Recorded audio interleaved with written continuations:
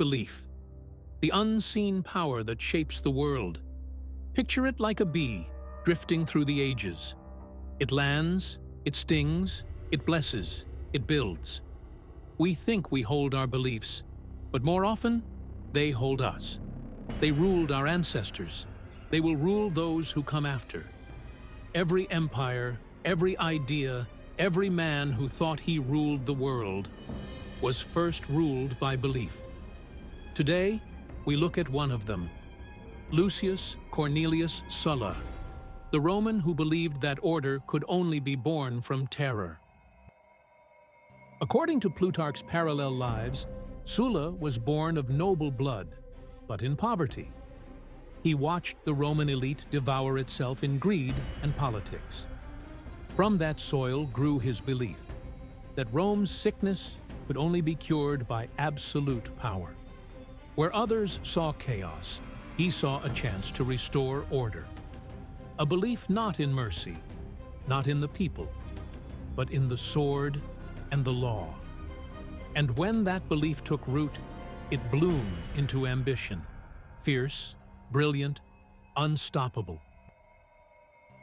Sulla rose through command and cunning. Plutarch writes that fortune seemed to favor him in every enterprise. But even fortune bends to belief. He marched on Rome itself, something no Roman general had ever dared. The Republic trembled as his soldiers, loyal only to him, flooded the streets. Belief had given him courage. Courage had made him unstoppable.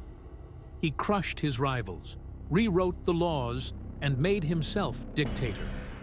To many, he was the savior of Rome. To others, its executioner. But belief, once enthroned, forgets the man who raised it. The dictator who promised order became the tyrant who ruled by fear. Plutarch tells us that he filled the forum with lists, names of men condemned to die. The proscription rolls ran red with ink and blood. Senators, nobles, citizens, all fell beneath his belief that terror would heal. He had conquered Rome, but lost himself. Belief had become his master, whispering that cruelty was virtue, that violence was justice. And then, silence. After all the wars, the blood, the purges, Sulla did something no tyrant had done before. He resigned. He laid down power and retired to his villa by the sea. Plutarch describes him writing his memoirs, mocking the people he once ruled. But even in peace, his belief remained, carved into Rome's laws, echoed in her future Caesars. He died of illness, yet his belief lived on.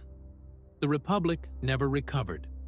The idea that one man's will could define the state. That belief became Rome's legacy. We look back and call Sulla cruel, ambitious, unrestrained. But he was only human, a vessel filled with belief. The same force that moves nations now moves us. Every ideology, every movement, every cause. Another Sulla, waiting for power. Because belief builds civilizations and destroys them. We conquer nature, yes, but belief conquers us.